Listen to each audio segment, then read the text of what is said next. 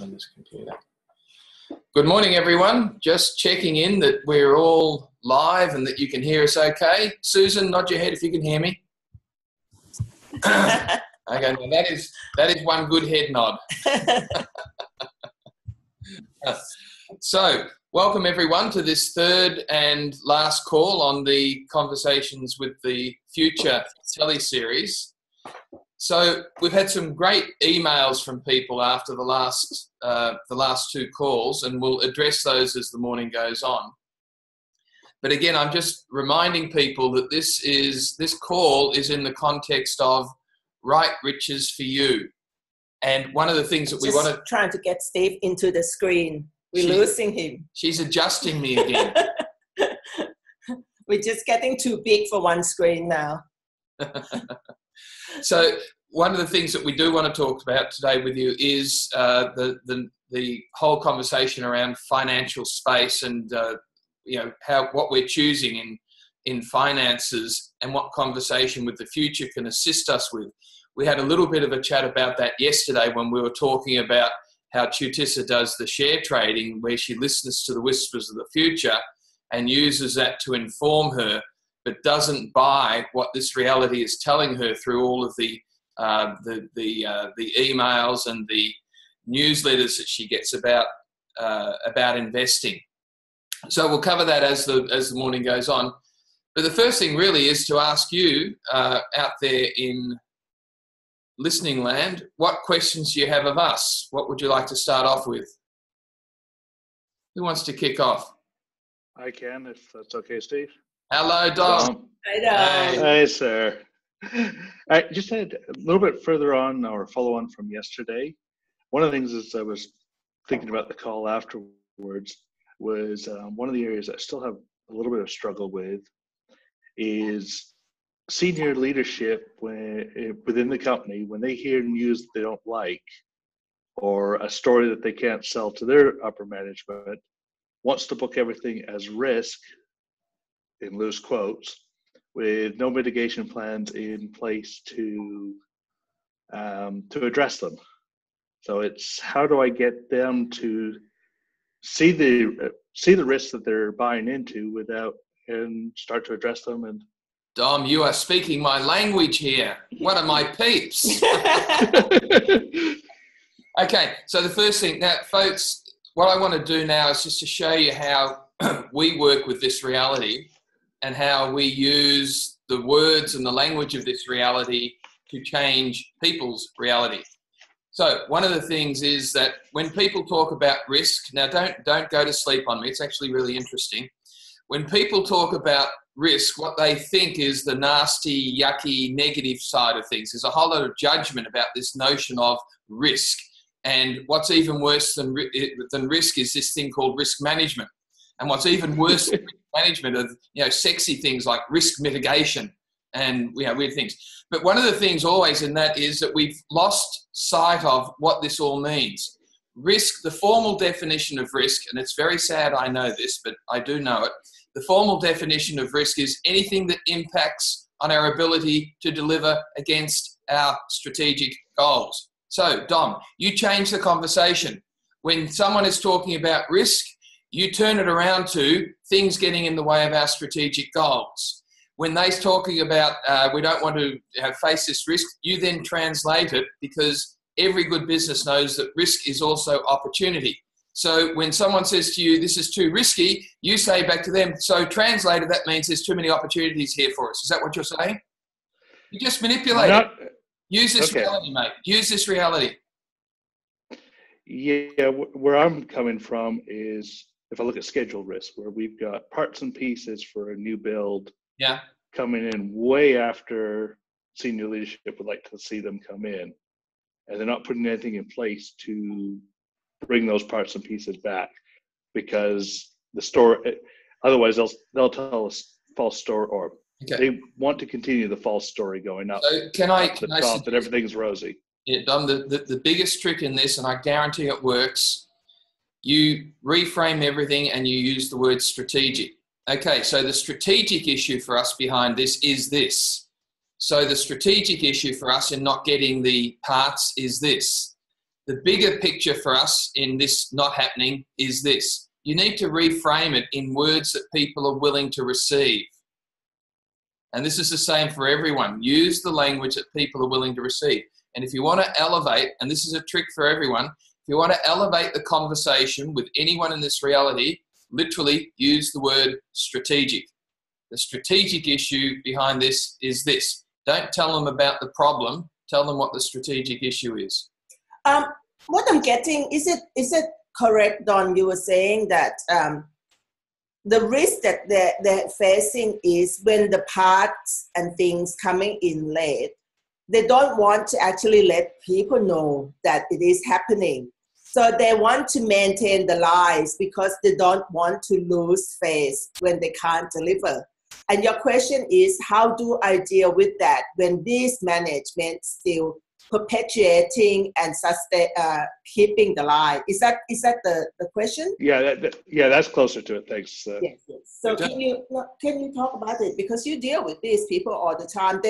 You know that they're perpetuating the lie, and what Dom wants to ask is, so what can he be and do different to get the management to reveal what it is and willing to do something different instead of put the lie out there in the workplace? And again, to me, it's all about the languaging, Don. It's what language do you need to use? Because going back and, Einstein's definition of insanity, doing the same thing over and over and expecting a different result. So probably what needs to change is the languaging that you're using there, because some people will not listen to anything that they think might be wrong. So you need to play with the language until they actually get that there's a bigger issue behind this and it's not about them being wrong. Dom, I'm not quite sure how much influence do you have with the management team and the leadership team. Are they willing to receive your advice? Are they willing to receive what you have to say? Do you have much influence in the management team? I'm gaining more as I'm willing to speak up, but it's still there. I can gain it when my ideas support what they want to perceive. But if I come up with an idea and for whatever reason it doesn't pan out, then I'm shut out. Like, I'm not allowed to remove the loose quote opportunity from a given chart. And it's like, that one's not going to work out. I threw out 20 ideas, 6 of them stuck, the rest didn't. I don't really care. I don't have a point of view about whether they stick or not. What I would like to do though is stop chasing the red herrings, the ones that didn't pan out, and let's go find some more, because we've still got a schedule problem that we need to resolve. So the question for you then, really, what can you be and do different to change all of that? Because you can't change people point of view, but you can change you. You can be and do different to create different space in the meeting, in the workplace, for people to receive you from a totally different place. What would it take for you to become an influencer to the management team, to the leadership team, that they would like to come to you and say, hey, what do you know? What do you know? So basically, it's just like you know a lot, but they are not receiving from you in this 10 seconds. So the question that you would have to be is, what can I be and do different for these people to receive my contribution to the organization, the contribution that I have, that I can share and I can be to them. The thing is, I think whenever you have an open possibility, an opportunity to speak up, what would it be like if you keep speaking up by being in the question, not trying to come from the I am an expert and you guys need to hear me? What would it be like if every now and then you come with a question and say, look, I'm an engineer here, and my whole target is to be the contribution to create greater possibilities for this organization and to be the contribution to the management team. So what I'm asking here, you can say to them, what I'm asking here is, by not sharing this information to people, is that going to create greater possibility or less possibility? I'm just wondering. So it's more like manipulating with the question. If they refuse to share, you just say, I'm just wondering here, I'm just wondering that by sharing this information would create greater possibilities, and leave it as that. Don't try to say to them, I think you should share this information because you are wrong if you don't do it. But just post everything into the question. And then, some of them will say, I wonder what he means by that. And before long, you're going to see people starting to say, Dom keep asking all these weird questions. What does he mean? That day will come when they say, can you tell me more, please, Dom? What do you mean by that? But you have to be willing to be in all these meetings and be the question. Just say, you said that. You said, we all know that that's not the case. And if we don't tell everyone else in the organization, would that going to create greater possibilities or less possibilities for now and for the future of the organization? You just frame everything into the question. Use the question to put them into question, because they won't listen to any statements that you make.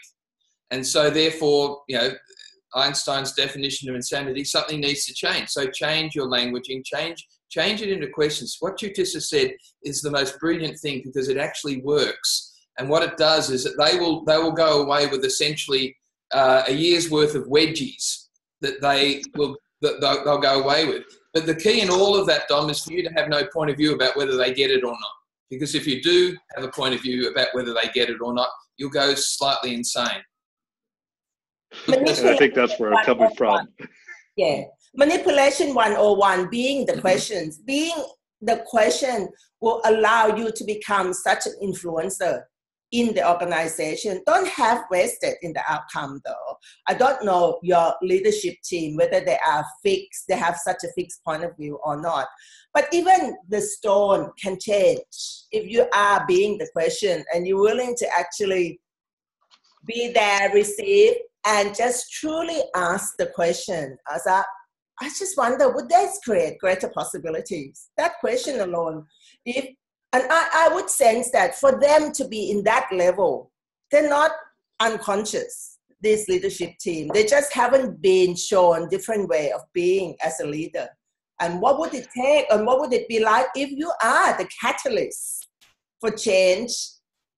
Would you be willing to be the catalyst for change and for different possibility in your organization? Absolutely.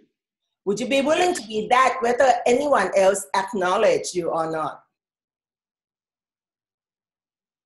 That one. Yes. So everywhere that you think that you only will choose to be a catalyst for change and for different possibility in your organization, in the world, would you like to destroy and create all of that? Yes. Right, the wrong, good, the bad, and pot, all nine shorts, boys, and beyonds. What would it be like if you are a walking, talking, and a being catalyst for change?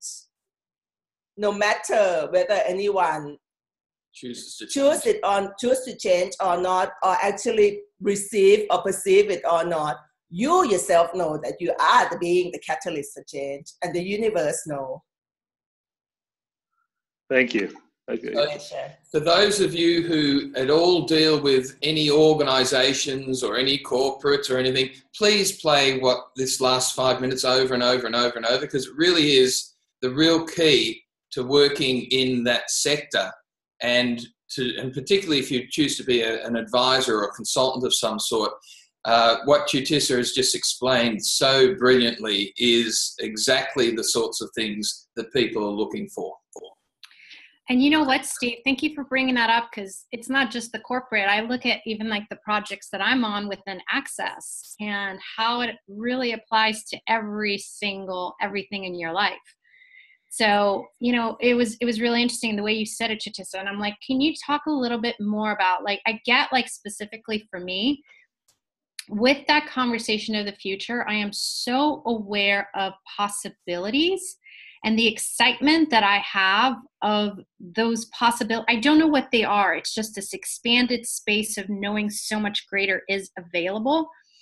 And then the conversation Gary always has of, like, what can people receive, you know? And so I get that for me, there's also this, like, disconnect of knowing there's so much greater available, also knowing where people are today, inviting them to something different, while also still remaining the invitation.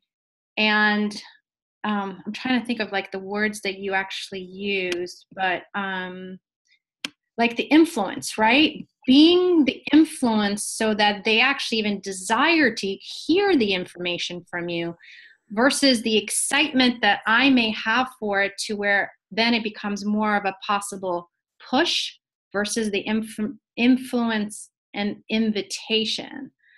Can you talk a little bit more about that? For me, you know, I used to be obsessive compulsive about wanting people to get the message, the information, and the things that I know that will create greater possibility in their life. And I became aware that I can't force people to receive what I know. I can't force people to perceive what I can see as a possibilities. And it took me quite some time to build that muscle to actually choose to put it out there and give people as much energy, space, be as much space, give people as much energy that I could be, and be the consciousness that they could truly be, but not vested in the outcome that people can receive anything from me ever. And yes, exactly what you said there about what Gary said, because during Benevolence Capitalism's workshop in Venice, I just had a conversation with him about, so, you know, I know that there's so much more possibilities out there, and I know that whatever I say to people or whatever I write, there's people only get 5%, if that. And what needs to change? And he just said to me that, you know what, you just have to be you. You just have to be willing to be the greatness that you could truly be, whether anyone can perceive or receive you or not, whether anyone can see anything that you provide and give to them or not. Are you willing to just be the greatness of who you truly be without expecting anyone to acknowledge you or actually receive you or perceive you? And that was a aha moment for me, is that, you know, I just have to put myself out there. That's all he said, that just put yourself out there in the world. Be willing to be the invitation for people to see different possibilities, but don't expect them to come to it. For example, if I send the invitation out to people to come to my party, I can just invite you to come to my party. It doesn't mean that you're going to choose to come. You use that analogy. If I invite you to come to my party and you wouldn't choose to come, you have all your own reason and justification why you did not choose to come. So I have to be willing to receive that and not have projection, expectation, and judgment about why you don't choose to come to my party. Is that analogy is making sense? So basically, now what I am doing now is, that's why I'm doing Write Riches for You everywhere, is to actually inspire people to know that there's different possibility, invite people to know different possibilities, and if people choose to come and play, we're so happy to play with you. But if people not choosing it, oh well, maybe next time they might come. So we're not forcing people. We just keep on doing, being, and just the ease of being and the ease of doing. We are doing it regardless whether anyone else coming to our party or not. So one of the things I think, Lale, what I found, because many people have said this to me, is that when I feel excited, and I do most of the time, and having conversations with people, whether it be one-on-one or whether it be in front of thousands of people on it as a keynote speaker, whatever it is, if I'm functioning from that state of excitement and possibility, people come to me afterwards and tell me that whatever it was that I did was inspirational. And what I've come to learn is, for me, that excitement and that fun that I'm having either on stage or in front of people, they translate that into it being inspirational. If I tried to do inspirational, it would be horrible. Totally. Yeah, I get that. And I totally, like, thank you for that. It's such a great reminder. It really is that being. And I also get there's something around, and I think I need to just continue pot and pocking, but it's almost like it's so easy for me to do that in my life. It's so easy to do that in my businesses. It's so easy for me to do that in so many places. And then like places like even with Right Riches is the CP or some other stuff, like it's like I still am being me, and I do get, maybe it's just, maybe I have a different expectation I haven't acknowledged I have, that I haven't, maybe, I don't know, like there's something there that I still get, like when you said influence, like are you the influence to the management team when you were talking to Dom? And what we are willing to be is, it starts with us, like claiming, owning, truly being the infinite being that we be with everything. And when we are willing to be that, we are exuding a totally different energy that will get others to, whether they ever see it or not, but it just exudes differently. And I get that too. But I'm like, there's still something almost like I've made it vital around certain projects or around certain environments that I don't know if I have words for it, but there was just something when you said with the influence that just triggered. Okay, when I use the word influence, I mean being a catalyst for different possibilities. That's the energy of the influence, because we can choose to be an influencer. That's a term that people use in this reality. But for me, when I'm being an influencer, I'm being the energy, space, and consciousness that would be a catalyst for different possibilities. Being influencer doesn't mean that I can make anyone receive what I have to say, but I put myself out there in the world at the moment. Like I now being proactive about generative women. I'm proactive about inspiring women over 50 and over 60 to know that it's never too late to create their life. I'm choosing to be an influencer out there in the world. So this world, using the word influencer, meaning to put myself out there to influence people to see that there are different possibilities. But what I'm doing is to be the catalyst for people to see that there are different possibilities. And you know, I'm not selling anything to anyone, like my blog. I said to Steve, you know, I'm just going to write the blog because it's just fun for me. And I know that there are different possibilities for me to create my life. After I turn 60, my life's not, my life just beginning and have fun at 60. So, not even beginning. My life continued to have fun at 60 and more. So I don't even, you know, I said to Steve, this blog is just going to be influencing, inspiring, and be catalyst for change. People ask me, what are you selling? I'm not selling anything to people. Well, this blog is just that. It just be there. And I checked in our statistic the other day. It's 34,000 people reading that blog. What's that mean? I don't know who they are.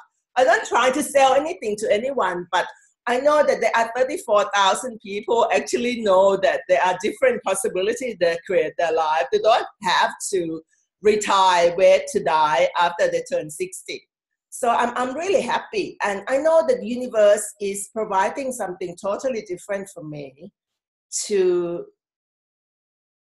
it's not in terms of what I get by writing my blog and selling my book, but I know that my life is greater for doing that. So I will keep doing it. So it's not linear. It's not. And I just got it really is. And I got that I really was almost thinking too much of it, but that word is more of a word that's significant in this reality. It's not significant in my reality. Yeah. And it really, the piece for me is that bioenergetic feeding that truly nurtures different possibilities. And if I'm still willing to be with that space of it, it doesn't, the rest will just go, doesn't even matter anymore.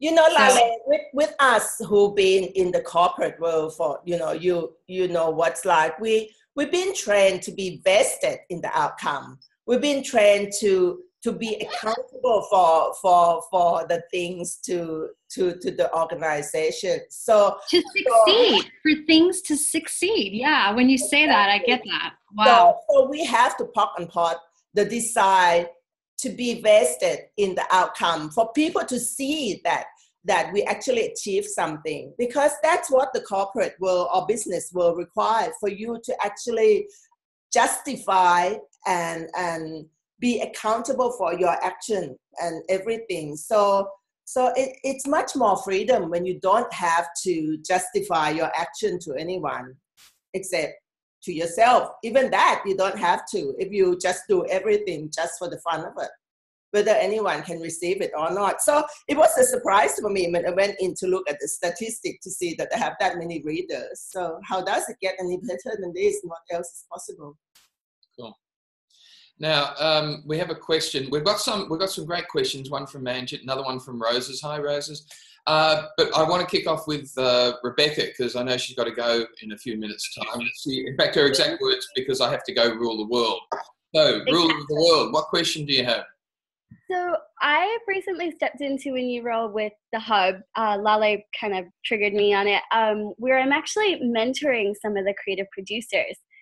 And something you said earlier to Hans caught my attention, where you said you asked them questions, but it was something about, you don't actually expect an instant result. And with the Access Consciousness tools, I think we get used to or spoiled with looking for an instantaneous result. Can you talk about when you're leading and when you're inspiring and putting wedgies in and asking questions about that expectation and what you're really looking for, and how you're leading without expecting it to change instantaneously, even though it can?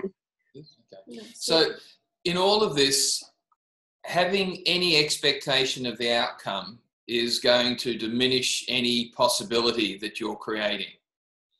And right.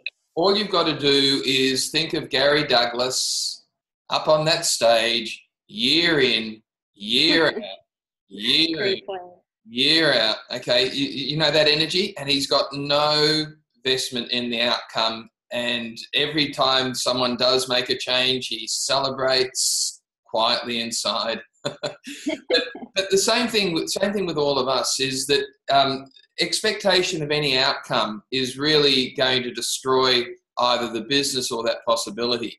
And so asking a question purely for the fun of asking the question, with having no expectation that it's going to actually do anything. And one of the great things that I love in the work that we do is that I will actually manipulate people by telling them I'm going to manipulate them, and then manipulating them so that they know they're being manipulated but don't feel manipulated. And that's all done through question and having no expectation what the outcome is going to be. This is why I love the work that we do, because always the outcome is much greater than I could have ever imagined, because they are more creative than I give them credit for often.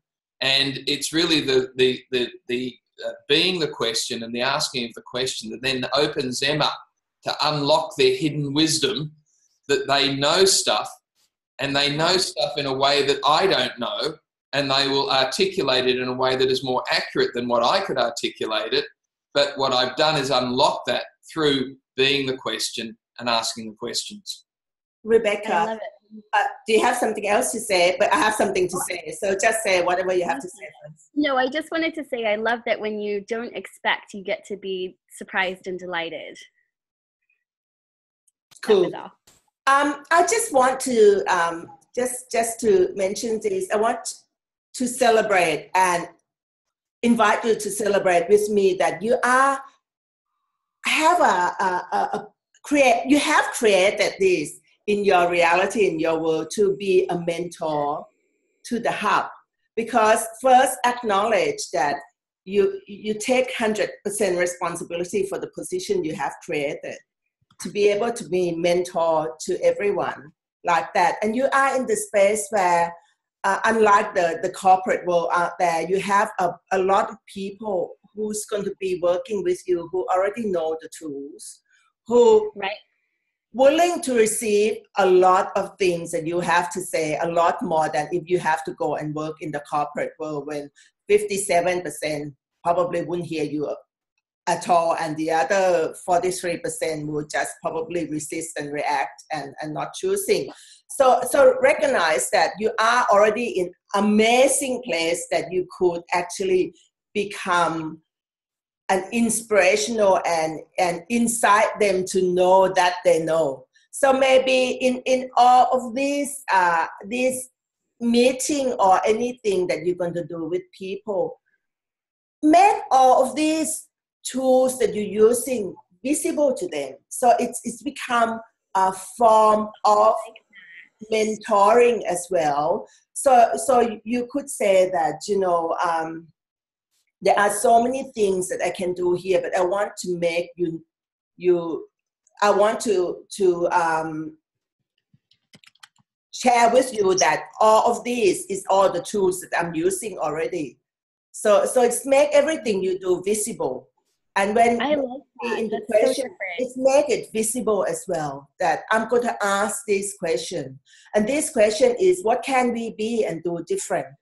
Give me some example about things that happened to you that you want. Can I just jump in and ask one question? Sorry, Yeah. Rebecca, in this No, topic. So when you do that, when you say that, Jutisa, does that also help if somebody has a point of view that, or like say Rebecca is superior or anything? Does that change the energy? It becomes a more invitation? When someone comes from the superior position? No, if somebody is, no, basically what you're saying. Oh, sorry. No, if they have a point of view that somebody else is superior.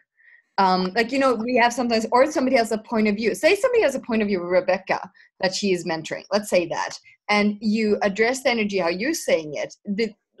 Is that kind of also manipulation of almost like going beyond their points of views? Everything is manipulation, really, when you deal with people. What if you It's very smart, this one. And all interaction and things, it's like, it's brilliant, by the way. It's just brilliant. It's Yeah. your willingness I have to know. go, but Lisa, continue on the conversation.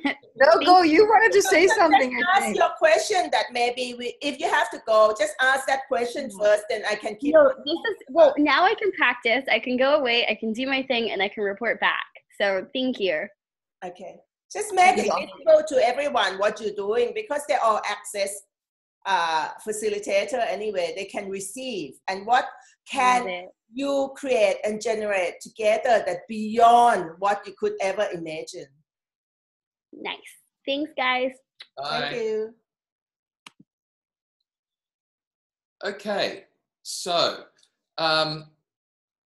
got some really good questions here that came through. Rosewood asked, sent a great email, which I had to read a couple of times because there are a few things in it. But the key thing that came out of this, and really what we want to discuss with people as part of this conversation, is the issue of having connections and creating connections with people. And when we've got difficulty in creating connections with people, and as part of that, how does that then sort of fit in with this conversations with the future, and what do we need to be aware of there? Did you want to kick off on this? I think the thing that when I read that about how to create connection with people is just, the first thing is to never diminish yourself to fit into their reality whenever you're choosing to create connection with people, because people think, I want to connect with someone. So instead of being totally you're trying to diminish you to connect with the person. So you go into that space and contract yourself to be as small as you can so that you can connect with them. Destroy and uncreate all of that. What would it be like if you just totally be the greatness that you could truly be and create the space of totally no point of view about the person, no expectation for them to connect with you or not, and have no judgment, no conclusion, no expectation about that person. And that in itself is a space of connection. People want to connect with the people who don't judge them. People want to connect with the people that have no point of view about them. But if you're trying to connect, can you feel the word trying to connect? You already create yourself small. You already contract yourself to being in the space that fit with them. So you go into contextual reality of where do I fit and where do I benefit by connecting with these people. So just don't try to connect, but being the space that would allow them to actually want to be with you. Yeah, it's really interesting, this whole conversation, because we find that many people misidentify connection as judgment and judgment as connection. And connecting with people from the space of judgment means that you can only see what it is you've already decided that person is, and you cannot see anything else. And one of the greatest judgments that I sometimes fall into is the judgment that I actually like someone. Because then if I've already judged that I like them, then I can only see the stuff that I like, and I refuse to see the stuff that others think is absolutely annoying and terrible and all that sort of thing. So what I find now is that when I actually have a connection with someone, I enjoy being with them, which is very different than liking.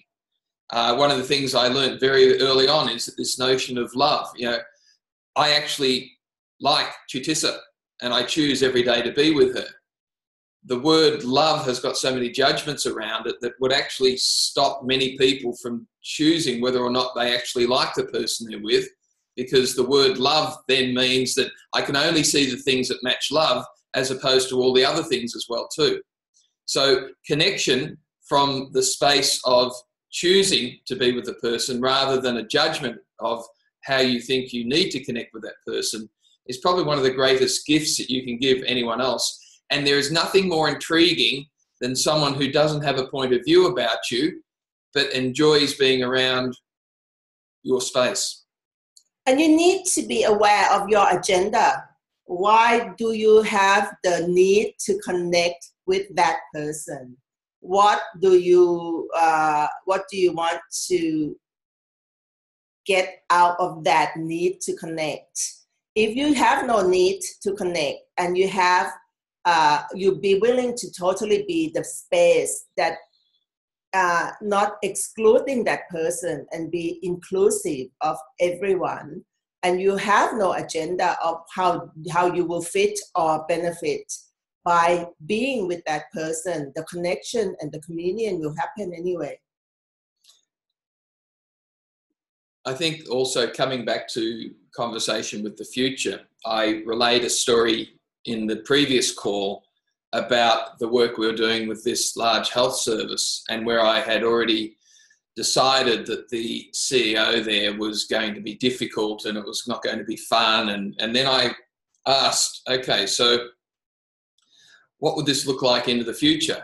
You know, let's have a conversation with the future about what that would look like, but have that conversation right now. And I was blown away because I actually got, this is actually expansive to them and to us. Oh, wow, that's really strange. So the connections that we created then was that I then got over my point of view about that, what that person was or wasn't. And that created the interaction from that space of no judgment that almost instantaneously, within a day, totally changed their way of dealing with me.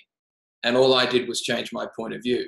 So if there's something where you get a whisper from the future that this actually would be both for me and for that person and for the world generally, something that will create change, then have no point of view about what that change would look like, and I guarantee that connection is going to change.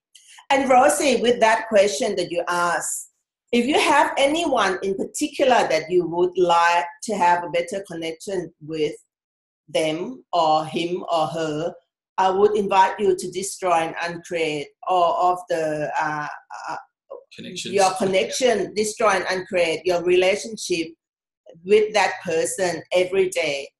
Steve and I destroy and uncreate our relationship every morning. I destroy and uncreate my relationship with my daughter every day because we do business together. And Listen is our global coordinator. Whenever we talk on something, I invite her to destroy and uncreate our relationship together all the time, right? Listen. Whenever we feel like, okay, there's something that not is joy and glory or whatever on either side, we destroy and uncreate our relationship or our energy of whatever that might hold that. And that has been something that I brought it up ever since the first time we did something together, to know that if we want to be working together from a space of expansiveness, from the space that will create greater possibility, I would like to have more communion in working with her, which means that we constantly destroy and uncreate our point of view, our relationship with one another. And how is it for you, Listen? For me, it's great. And I just want to say that because that was a couple of years ago where you introduced that tool to me personally in a different way, where I remember such a meeting because we had nothing that was really going on. The energy was just a little interesting, but there was nothing we could grasp. And then you just started destroying and creating our relationships together and the business and everything. And you did it until the energy changed. So it wasn't like we're doing it once and it's done and it will change. No, you did it until the energy changed and there was an expansiveness. And since then, I started using it in a very different way, and it also passed it on to everybody else. And as Stephen said, we usually also do it because we like each other. So I was like, that's such a good point, because it's so easy to think, let's do it where we feel something's not good. But the unconsciousness that is easy to kind of like come in because you like somebody, that one gave me a lot of awareness too. So I'm very grateful to Cissa for showing that tool in a different way. So go the whole way until it changes. Mm-hmm. And exactly what you said, Listen. When you like somebody, you start to have certain projection, expectation, and judgment that you want from that person. And, you know, it can be even more detriment when you start to like somebody. Because if you don't really like somebody that much, you don't have a point of view about them. You don't really have projection, expectation, or judgment about that person. So it's easier to actually work with that person. But as soon as you like somebody, and as soon as somebody thinks that they like you, they start having projection, expectation, and judgment. And that's why I constantly say to Listen, let's destroy create our energy and our of our relationship, our working relationship together before we actually even have, extrapolation meeting. And the space is kind of larger, and like energetically when I perceive it when we're done, it's like, wow, now we can explore more. So it's such a gift. Mm-hmm. From a male perspective, and that's for us males on the call, the rest of you girls don't need to listen to this. It's wonderful waking up to a different woman every day. Because once you've destroyed and uncreated your relationship, then it is a different person and you're a different person. And it's just very, very exciting. It actually works. So on that note, okay. Now, the question from Roses also was financial space and financial reality is the way we summarize this one. So what can I do, create, and generate that will create a different financial reality? Roses, are you here? Are you online? Would you like to say something?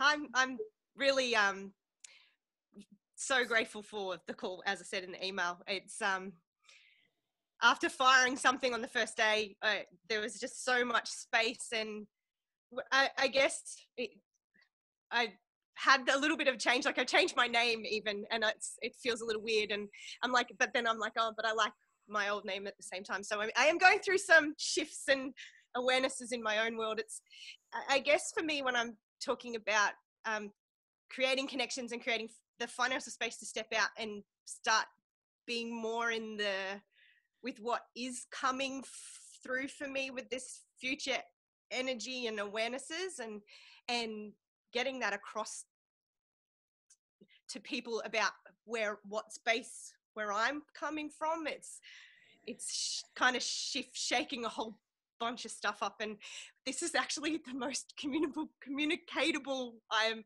been talking to anybody. So awesome. I'm really grateful that. So it's, for me, it's stepping out. It's like, there's so much I want to do.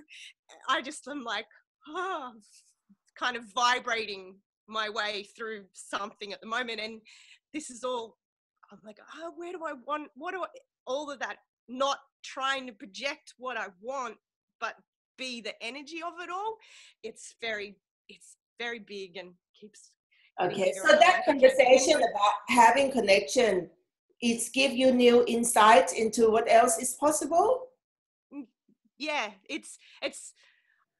I try not to judge a lot of people when I'm trying to talk to them. I'm more judging myself in the communications, not what comes out of them. I really don't care what comes out of their mouth. It's more how I present. Exactly. So that's the first place that you have to destroy and uncreate, your relationship with yourself. Yeah, I will. Thank you. Yeah, that's awesome. it. Yeah, so I'm grateful. But it's stepping out and doing this kind of thing for me. And this call is just like everything. So, yeah, that's all. I don't really I do have a question. I just can't.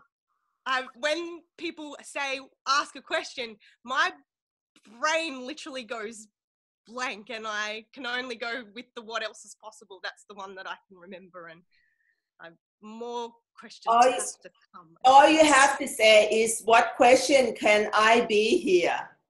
Yeah. That's all you have to say, and the question will come. What question can I be here that will allow me to perceive, know, be, and receive what question I need to be?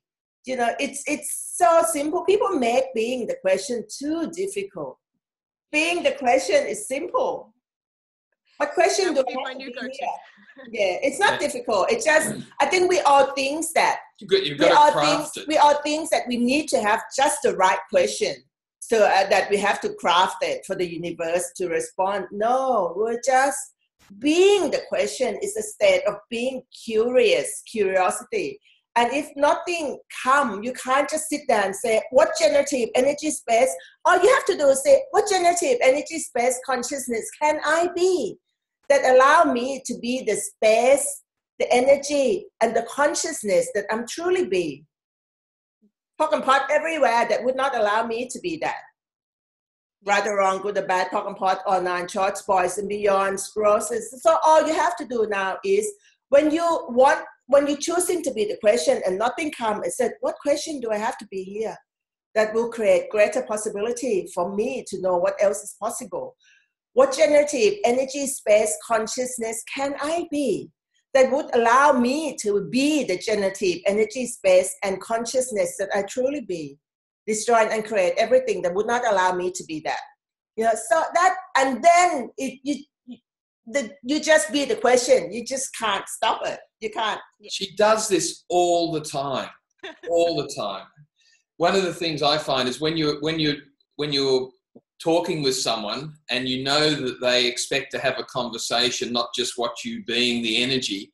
One of the questions that I find that is probably the question of all questions, and particularly when you don't know what question to ask, is the very simple question. Okay, so what question needs to be asked now? And then just shut up and let the other person ask a question. So what you do is ask a question about the question. You'll love this one, Roses, because you don't need to craft a question. You just need to be in that sense Be the question. Be the question, be in that sense of curiosity. And if someone requires you to say something, then just say what question needs to be asked here. Now, let me little role play with you. Then sometimes someone will come back with, well, I don't know what question. And you will then say, if you did know what question would that be? And they will always come back with a question.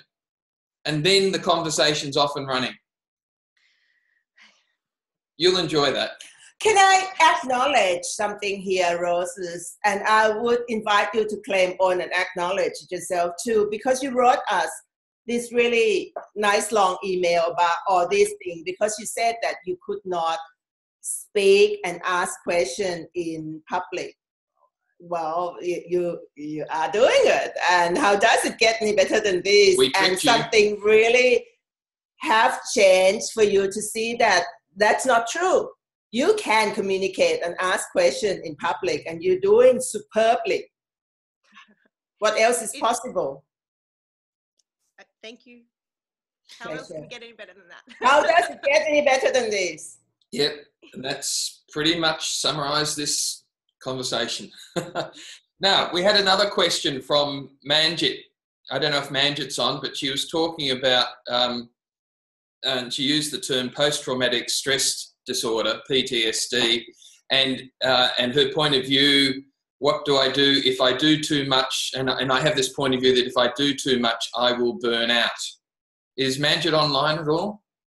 Yeah, I'm here. Okay, do you want to talk a little bit about that? That was a great email. Thanks for sending it through. And I love the way you summarised it. I have this point of view that if I do too much, I will burn out. So one of the things about that is that recognising that things like post-traumatic stress disorder do exist, but what is totally changeable is how we choose to be with that. So the way that we choose to be with whatever this experience, this lived experience that we're going through, how we choose to be with that is what is totally up to choice. So we find this particularly in the work that I do, where we have a lot of we deal with a lot of organisations where they deal with things like post-traumatic stress disorder, mental health problems, physical problems, that sort of thing. Disability and major health issues and those types of things, and I'm working with that constantly. And the thing that stands out are the people who choose to be with whatever that they're living through at the moment, how they choose to be with that, as opposed to the fact that they've got it. So, you'll have one person who's got multiple sclerosis and another person who's got multiple sclerosis, and they are totally different people. Why is that? Because of the choices that each of them make.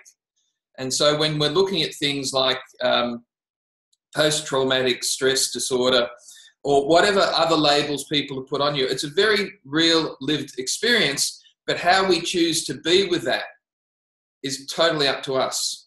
So we can see it as something that is a pain in the neck and it's destroying my life, or you can see it as, okay, so here's some challenges. I wonder what questions I can be with that. Same issue, different way of looking at it. So your point of view, or anyone's point of view, and look, I've heard this from many people, if I do too much, I will burn out. If that's the point of view, then you are correct. To change that, change the point of view. What if burning out wasn't what everyone said burning out was? What if I just want to take time off for myself for 3 months or 2 months? I can label it as burnout, or I can label it as just looking after myself. And how we label things can have huge impacts on both how we and how other people see it. So look at your point of view about it. Doesn't mean it doesn't exist, but how you choose to actually be with that is totally up to you. And you can choose to make it easy on yourself, or you can choose to make it difficult on yourself. Just choice. I'm just wondering, there are so many labels and definitions that this reality have about all kinds of things. What if none of it, right or wrong, good or bad, no matter what that label has been that we have bought about us? What would it be like if whatever that label is, we come from space. It's not right or wrong, good or bad. And any choice we make doesn't come from right or wrong, good or bad. It just is. So whenever that occur, if you could be in the space of, okay, this is what's happening. What would it take for me? What needs to change? What can I be and do different to change that here? And don't have a judgment of right or wrong, good or bad, just is. So if I can tell you a little story, this is generally to everyone, of your willingness to be the question in something can open up other possibilities for people. A colleague of mine who is very well known in his sector is actually quite an aware individual, and he was also, until fairly recently, the CEO of a disability organisation, and a lot of their people had mental health issues, lived mental health issues. And one of their directors on the board had a significant mental health issue. He had a conversation with her where he said, I would like you to tap into your awareness and let me know at the start of a board meeting whether you're feeling well or unwell.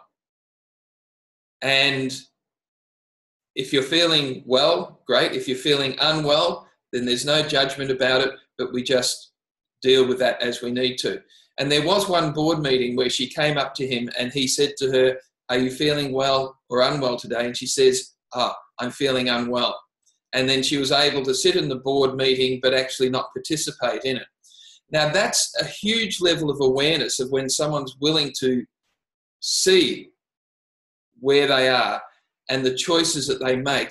And it's easier when all of us have no judgment about whether that's right or wrong, including that person. That person had no judgment who was feeling unwell. That person had no judgment that was bad or good. So the greatest gift for all of us is to have no judgment about any of these things, just to be aware of what is and then choose from that what works best for us. Could I also look at the question that Manjit said that if I do too much, I will burn out? Well, if you function from question, choice, possibility, and contribution, could you ever do too much? If you be the question and then follow the energy and just be the question and follow the energy, could you actually be doing anything too much? No, and I'm loving absolutely everything you're saying. And again, I've got to go back and listen to this. But for me, I perceive that I'll get so excited and so enthusiastic, especially about like leadership in any way. Like even if I'm walking down the street, I just get like, I have the ability to swish molecules, change things, and everything's like walking as a sparkle. Like I get that. And then there'll be times where everything's just like happening and moving, and then I backpedal and I catch the energy when I do that. But it seems to be like, it's a bit of a pattern from the last few years. Okay. Everything's humongous, amazing things are just popping, and then I just backpedal.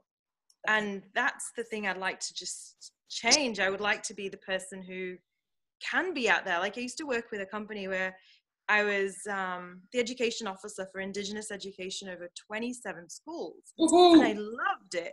Like my budget was like invincible, like the staff were crazy great, and I was just creating all these amazing projects.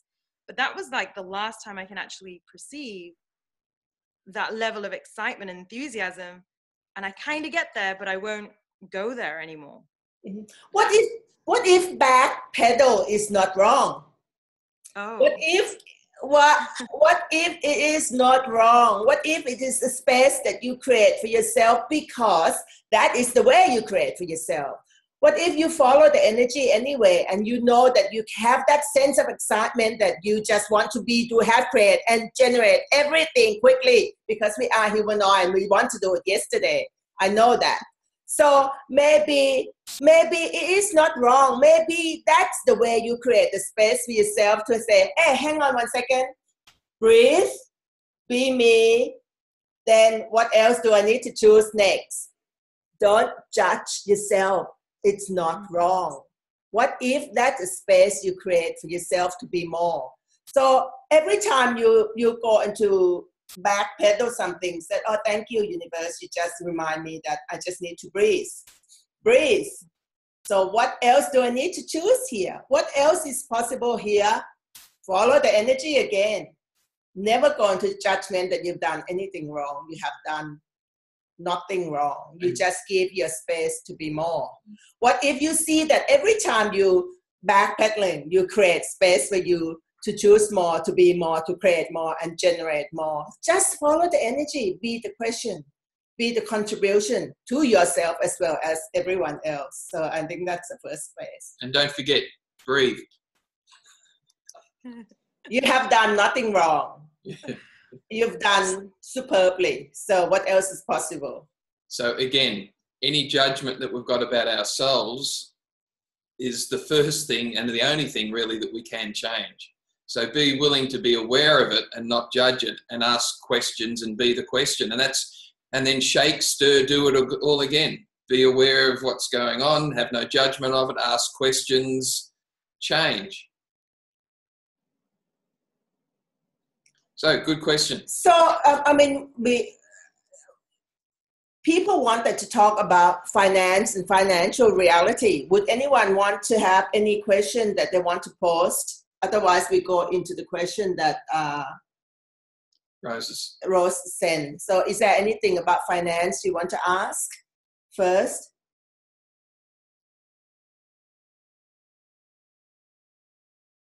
You can call me Rosie. Rosie, okay. It was okay. Thank you, Rosie. I do. It is my real name. So. I like roses too. Okay, Rosie. Thank you for that. We will call you that. Okay, so no one asked a question. We go into your question then. So, can I ask a question? I'm sorry. Yes. So yesterday in Sex and Relationship, we talked a lot about rejection, like all the ways, like all our awarenesses, information, people, whatever. And when I think of like conversations with the future, like it really is like this continuous gifting and receiving of energies, information, and everything else. And really kept coming in my world of like how much we actually are rejecting the conversation with the future, and like just the space of possibility of, I don't even know what question I have around it, but just the topic of conversation with the future and all the ways that we're uninviting or rejecting all of that. So I don't know if there's something around that you guys might be able to just share a little bit more about.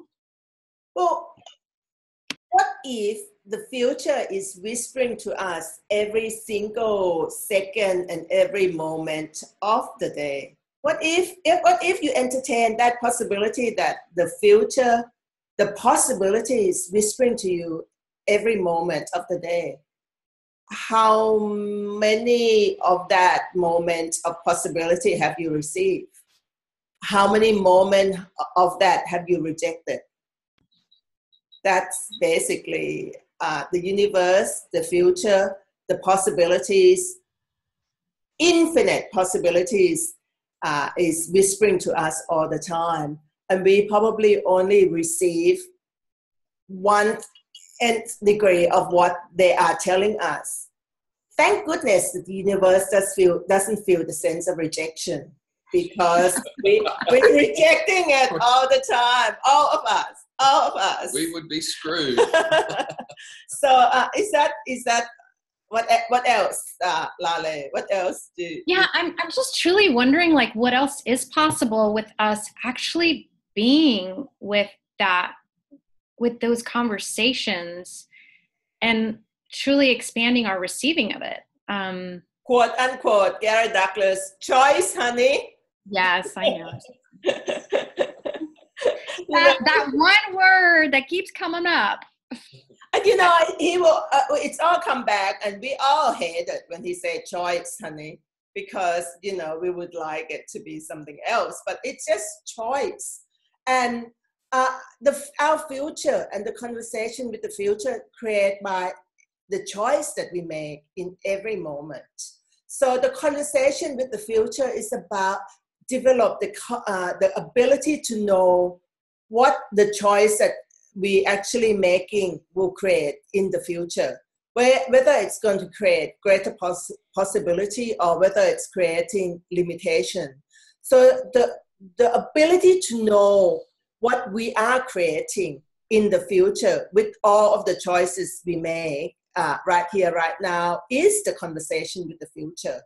To actually know without judging that we made right or wrong, good or bad choice. You see, the funny things when we're talking about the ability to know the choice that we make, what it's going to create into the future.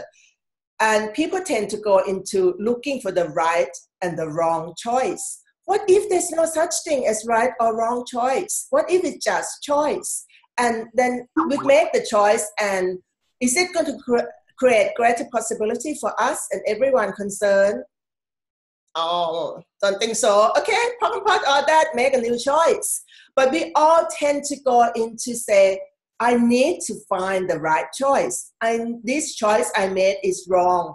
As soon as we go into the judgment of right or wrong, good or bad, positive or negative, it's a definition. Who said that any of those are right or wrong? Or just be aware that the only point of view we could have is this choice going to create greater possibility in the future for me, for the world, and for everyone concerned? Is this choice going to work for me? That could be the first thing. Is this choice going to work for me in the future to start off with? Because first you have to create for you before you can be wishing well for all. You know how we talk a lot in benevolence, capitalism is about wishing well for all. If we all choose to function from that space, that every choice we make is about wishing well for all. But wishing well for all means first you have to be wishing well for yourself as well. If you're not wishing well for yourself, like when you go in the plane, they always say that when the emergency happens, you put your mask on first. It's exactly the same thing, that wishing well for all is put the mask on first so you can help everyone else with their mask. But if you're too busy helping everyone else, you'll be dead. And that's not wishing well for all. So that's exactly the same analogy of... She's on fire. I like it when she's on fire. Same analogy of, making the choice. And the first question is, would this choice going to work for me for now and in the future? And then what else is possible? What other choices? And if it doesn't work, make another choice.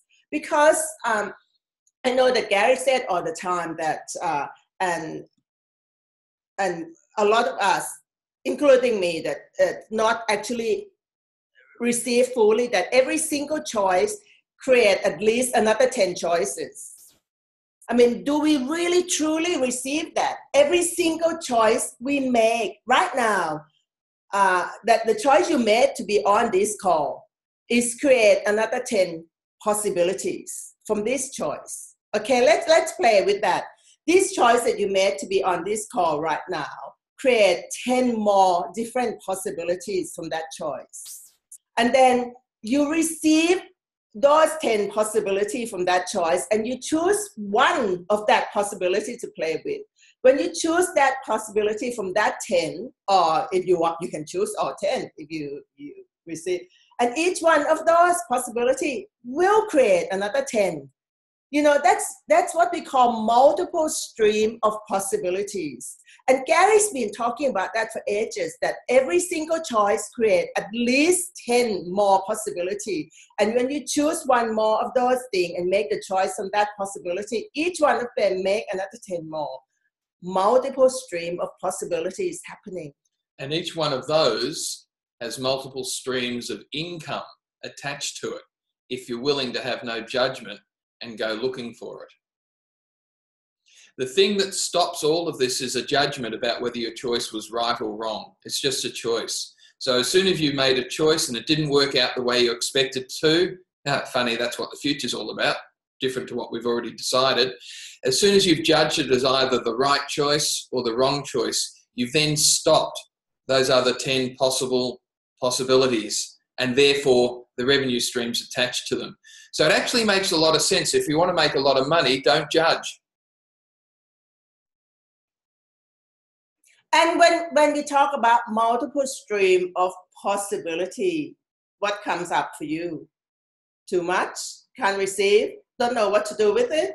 What just can someone just interact with us? And when we say it's multiple stream of possibility. It's very exciting, actually.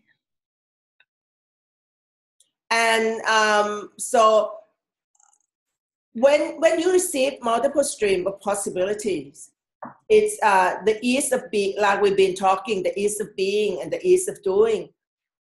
When you receive the potential of multiple possibility, if you want to physical actualize it, you still have to do something to physical actualize it, right? We receive multiple stream of possibilities, but if you don't actually put the action and do something, it will never happen.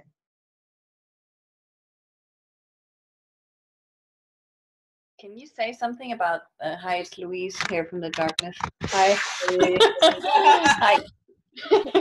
Can you say some more about the actualizing part? Like I get so much, I'm getting more and more how aware I am of the future, and then I can actually sometimes just live in this like future dream world kind of, where I do create a lot of stuff, and there's still so much more that I don't know how to kickstart out of that, or like how to physical actualize something that you know that is possible. Is that what the question is?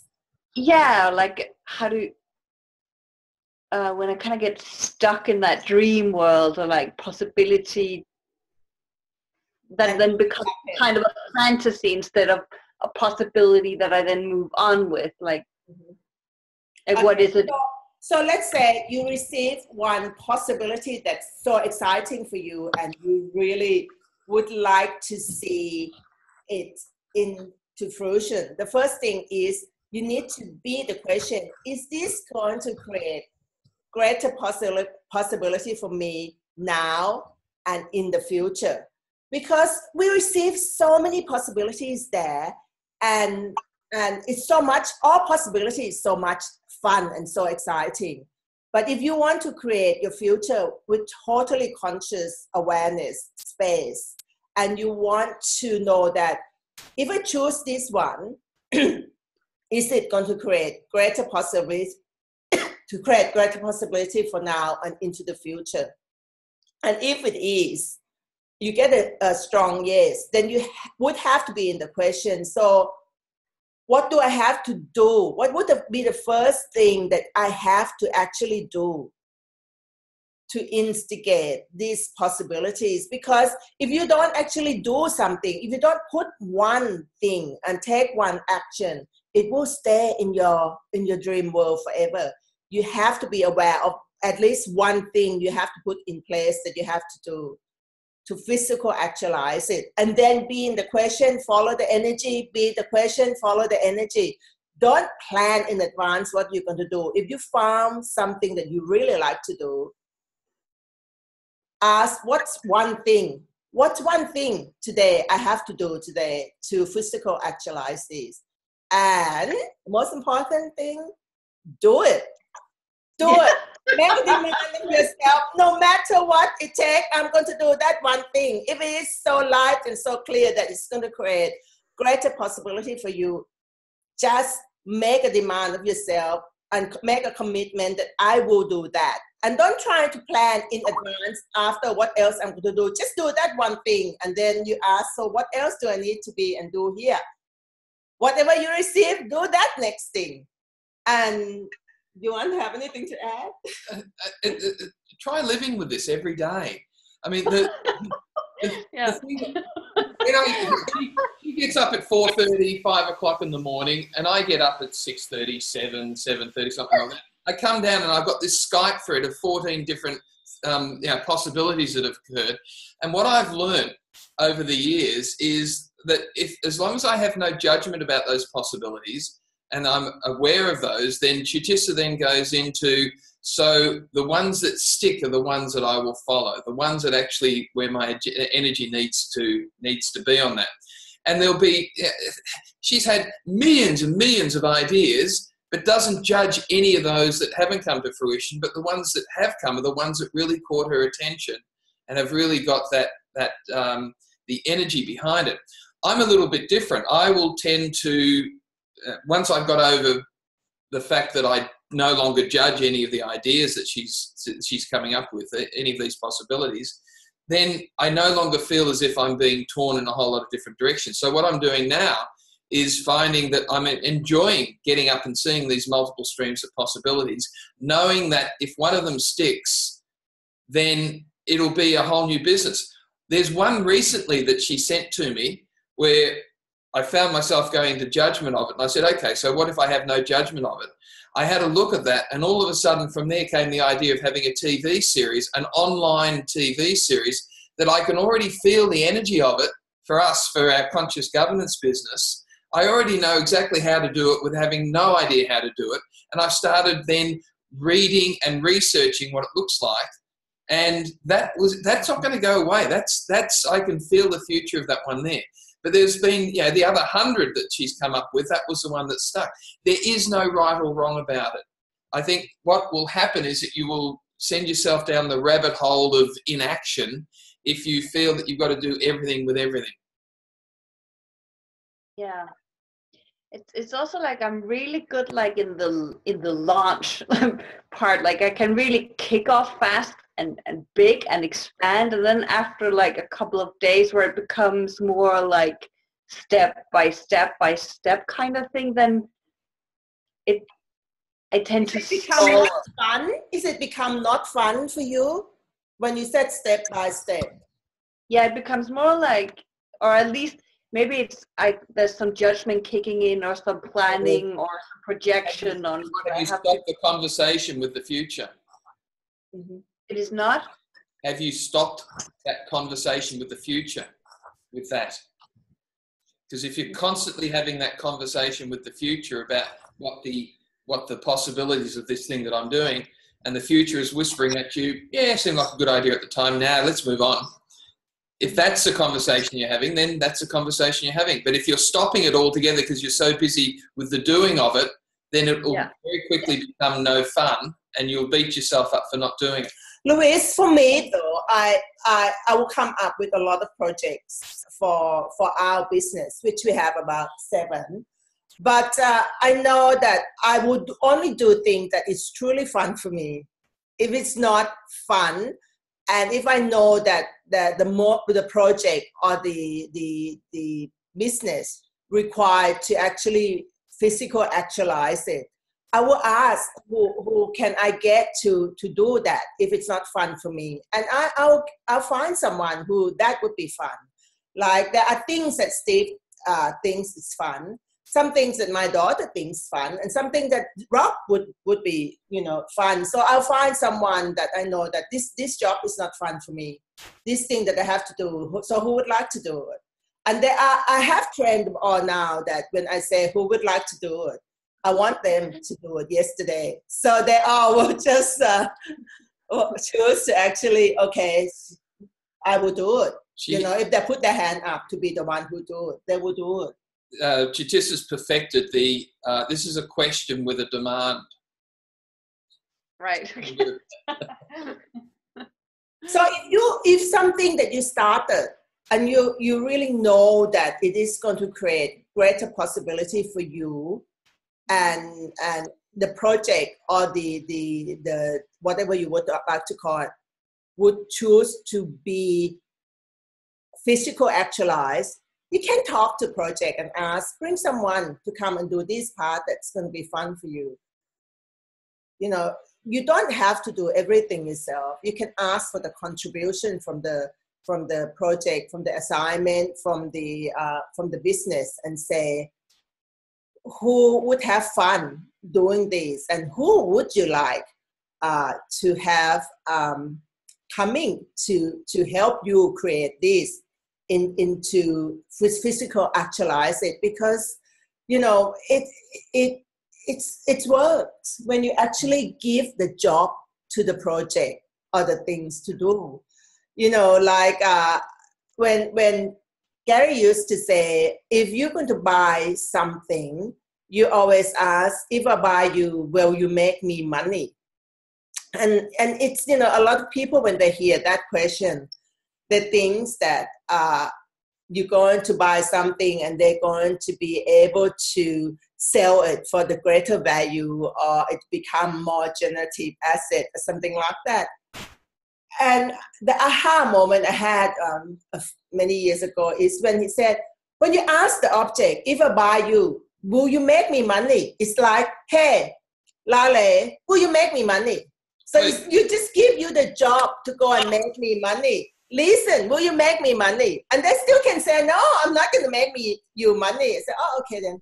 You know, like when you still ask the people, the object, the item, or those, hey, you want to play with me? Will you make me money? So I'm giving you the job to make me money, you know, like, you know, those things. So it's not like asking, if I buy you, if I start this project, if I do this telecall, will that make me money? No, it's like I'm giving the job to the project, to the items, to the jewelry, to whatever. Will you go out and make me money? So because they have the consciousness, they have the capacity to make you money. So Louise, when you start some project and something like that, you can say, will you make me money?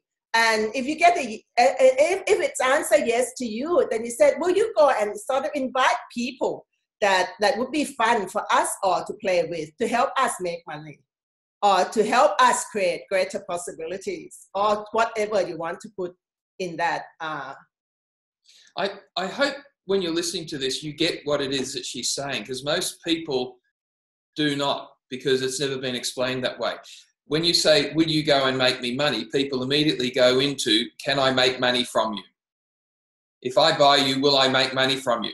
That's totally different than, will you make me money?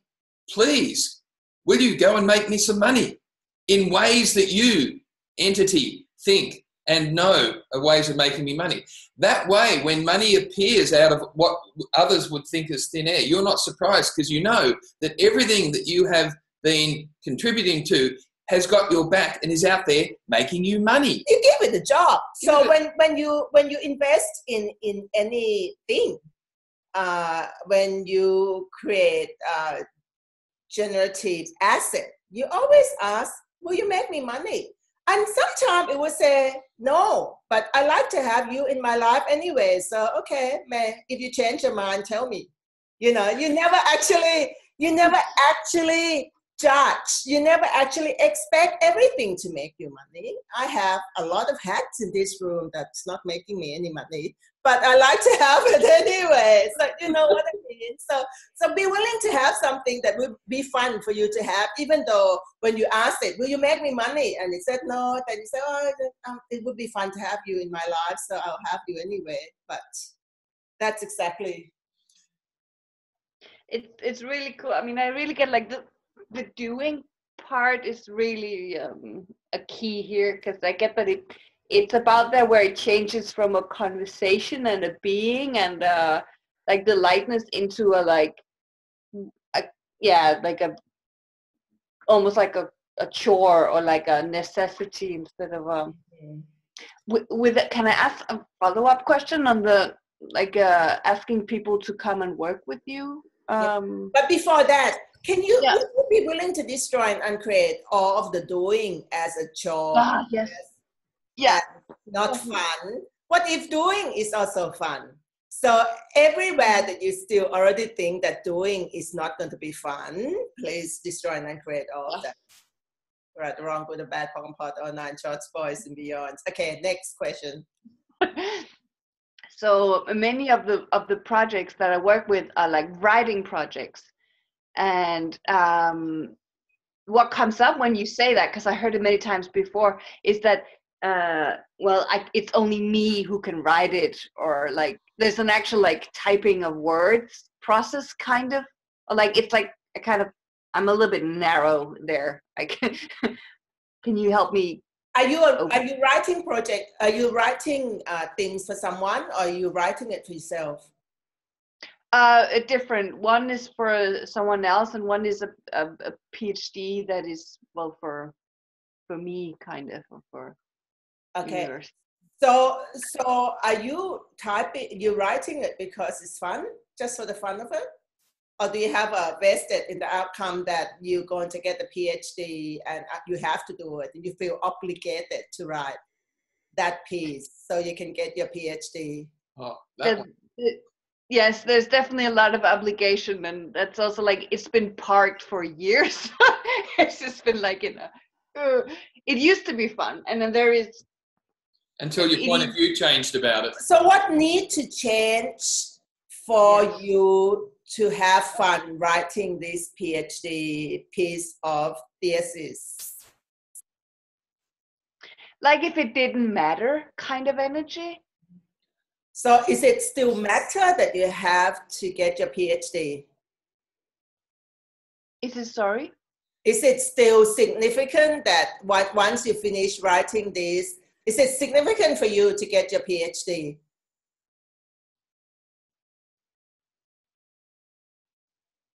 Just say yes and get it over with. Not that much. Not that much. So what would it be like if you just write it for the fun of it? Could this thesis that you're writing for your PhD create greater possibility in the world if you finish writing it? What do you get?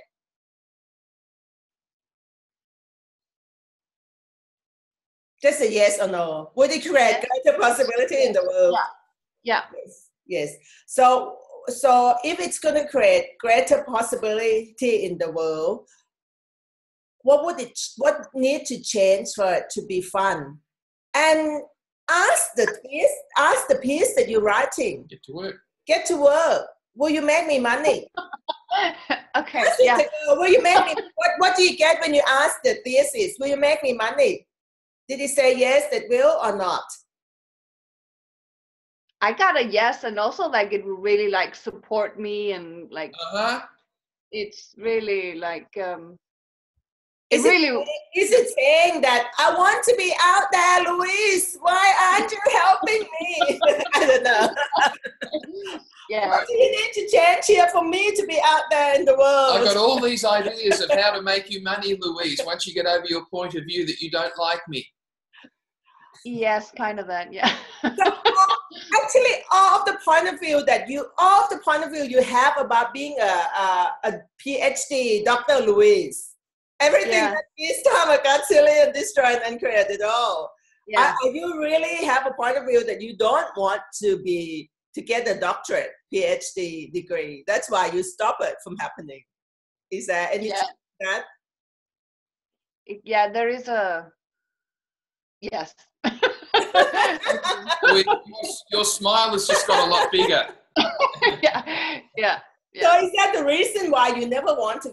Is that the reason why you park it in the first place? Because you have a point of view about right or wrong, good or bad, about having a PhD? Yes, and also what I perceive could come with this PhD, What is it that could come with a PhD, by the way? I like a lot of attention. And are you not willing to have that? Not really. I would like to change that, actually. Can you become a catalyst for different possibilities if you're willing to receive a lot of attention? If you know that your thesis of the PhD paper that you're doing is going to create possibilities in the world, whatever that look like, would you be willing to have all of that? Yeah. Truth, would you be willing to have all of that? To have all of that? Everything. Would you be willing to have all of the attention, all of the judgment? Just imagine you put the paper out there, all of the judgment people could do, write and review about your paper. You have to be willing to receive that, right? I know, all of the people going to come and say everything about your PhD paper, would you be willing to receive all of that? It takes a bit of a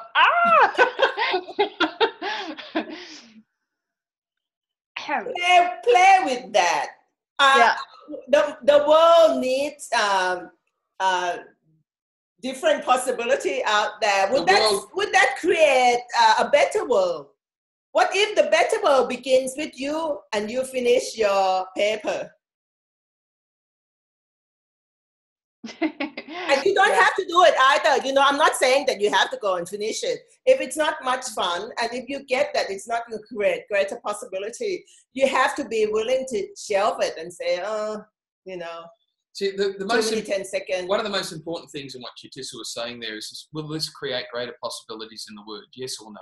Will this create greater possibilities in the world? Yes or no? If you get a yes, do it.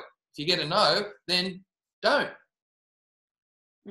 And if you get the, will this create a greater possibilities in the world, you get a yes, then that question alone and the response that you get will change your point of view about how you go about doing it. Cool. Yeah. I've been just one feedback for after yesterday evening, sorry, my video freezes. I asked all day, if I didn't have a point of view about the PhD, and if I didn't have a point of view about the job that I currently have, what would I be aware of and what would I choose? And it was just a totally different space. There's really something that came through to me, or that it sort of dawned upon me yesterday about having no point of view about how things could turn out, and that in itself just really opened up a very, very different and much more fun and light space around creations. I mean, not even. Can I ask you something for me? Because I know that you probably about to go to bed soon. Would you be? I am in bed. You're in bed. I can see that. But before you fall asleep, would you be willing to just lie there and destroy and uncreate your relationship, your point of view, and everything with every project you have? Would you be willing to destroy and uncreate your energetic relationship with your PhD, with your paper, with your writing, with your doing, with your job, with yourself, with everything, just tonight, just until you fall asleep? Poke and pot all of the point of view you have about everything. Poke and pot of the relationship, destroy and uncreate with everything you have in that you have created. And just do that, and you fall asleep and create yourself totally new tomorrow. Be the new person when you wake up in the morning, that you don't know what you have created. You might have to rewrite your whole paper again from totally everything that is Tamagotzillion, then you can receive that. Rewrite the whole paper again. Destroy and create all of that. Right or wrong, good or bad, poke and pot, all 9 shorts, boys, beyond.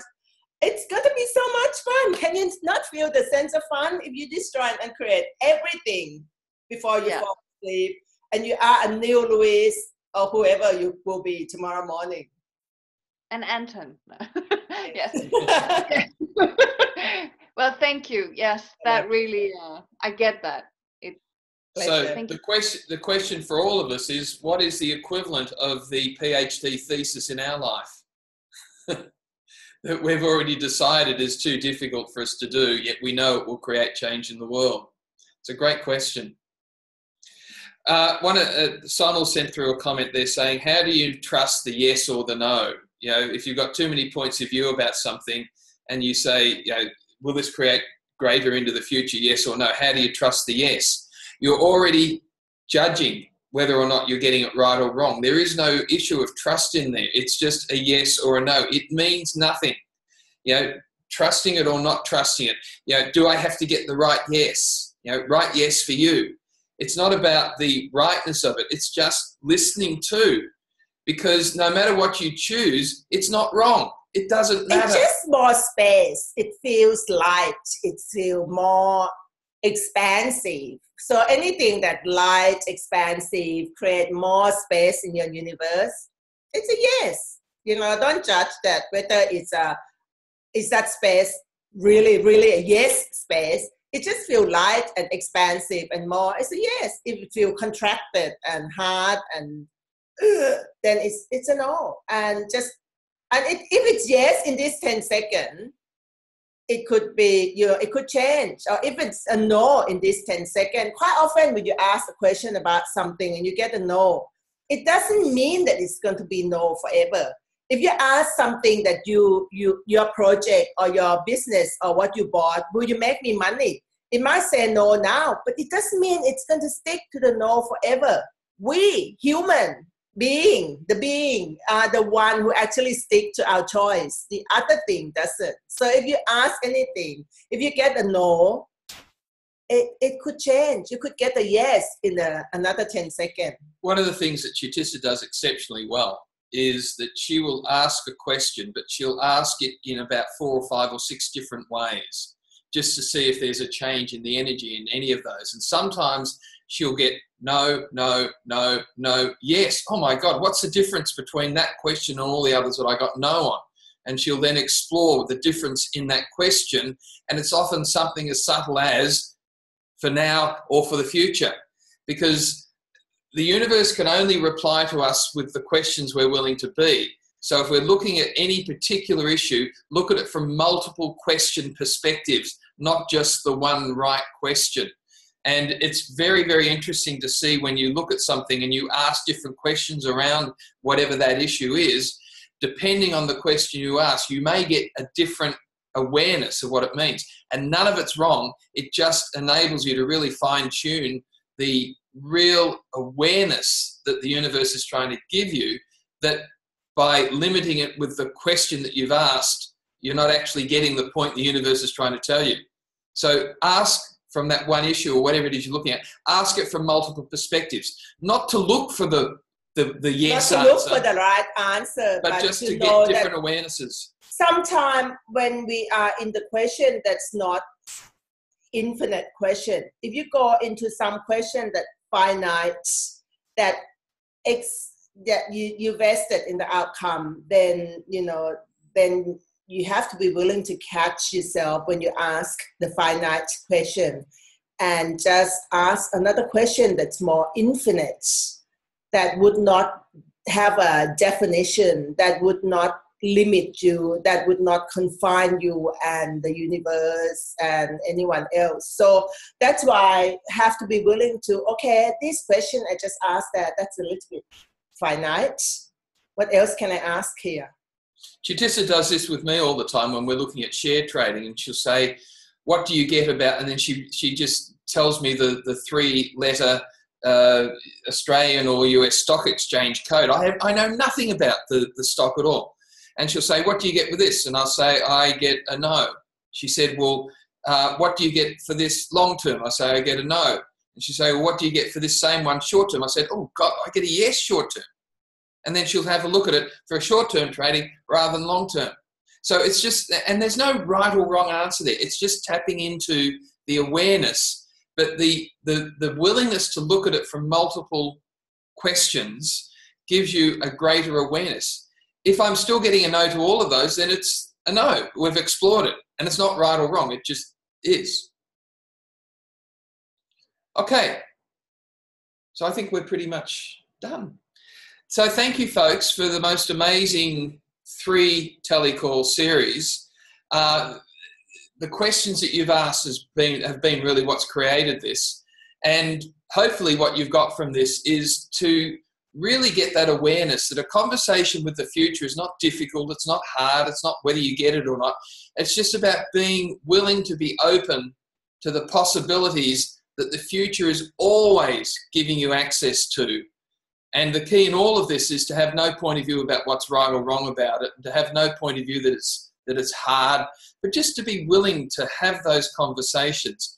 And even if it's as simple as saying to yourself, okay, conversation with the future, what awareness should I have now? It doesn't have to be hard. You want to say anything? No, and thank you so much for playing with us. We really love to have you in our playground or adventure, and thank you for coming to our party. So I look forward to seeing you in either Helsingborg or Dubai. Or anywhere in the world. Anywhere in the world where we happen to be. Keep an eye out on it. Lisa's the one who's managing all of that with us. DC, New York, Chicago, Vancouver. Vancouver, Dubai. And many more places. And possibly even France. Yeah, and maybe at the castle, round table. What else is possible? Yeah, come and visit us at the castle in Italy, because the things we've got planned for there, we'll keep you posted. It's very, very exciting.